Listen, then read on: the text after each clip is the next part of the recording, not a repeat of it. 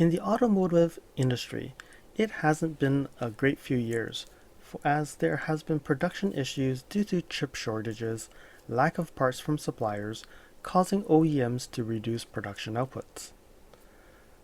On the other hand, dealerships are marking up and making them way more expensive to buy. Even if dealerships sell you at MSRP, some would add dealer installed options and pricing them higher than before. There are some dealerships that are great. They don't follow these practices, but still, there's no room for negotiation. Before all of this, you can actually get a few $1,000s off your car, or get some free options, or discounts on extended warranties, and there's little room for negotiation. But now it's like, take it or leave it. So when will all this end? Toyota just did a press release for October's production numbers, and it doesn't look good.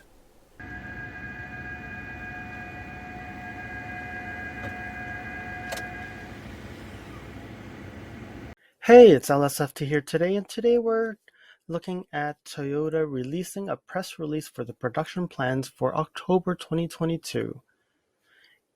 In September, Toyota had revised the estimated average production output to 900,000 units per month from 850,000 units per month.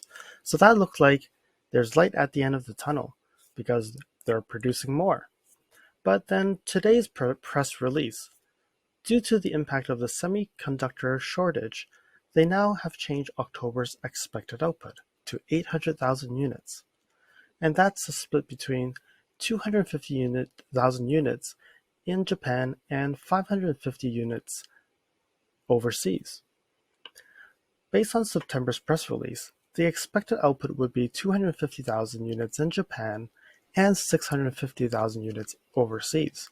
So that looks like the impact is overseas. They now have adjusted the average output back to 850,000 per month. So even with this reduction, they are actually saying that the fiscal year output remains the same, 9.7 million. So now here we are looking at the plants and all the places where the production is actually going to be suspended. So in October, 10 lines out of the 7 plants are going to be impacted out of the 14 and the 28 lines they have production in. So the first one here we look at is the Motomachi plant. There's 2 days for the GR Yaris. I'm going to go down and look for the Lexus products. So the Tahara plant, production line 1, the GX is going to be impacted for 2 days. Not too bad.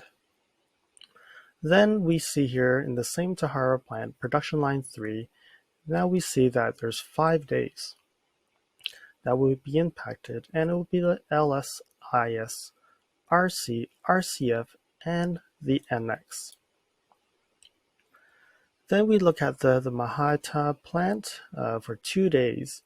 The LexusNX, NX450H Plus, ES, CT, UX, UX300E are all impacted. And also production line 2, where we have the ES and the RX, is also impacted. So it looks like all Lexus models are impacted in October. Now looking at the RAV4 plug-in, the Prime. 12 days. Wow, 12 days are going to be impacted. And on top of that, there's another 12 days up here for also the RAV4. So if you're looking for a RAV4, I think there's going to be a longer wait. So when total all the suspended days, it's about 40 days. But then they did note that the Saturday shifts are only a single shift operation day, so then it feels like there is less impact. So for the NX450H Plus, it's exclusively built in Japan, and the wait times are already long, and there doesn't seem to have a light at the end of the tunnel. I totally understand how dreadful it is waiting and waiting and waiting, but all I can say is it's definitely worth the wait.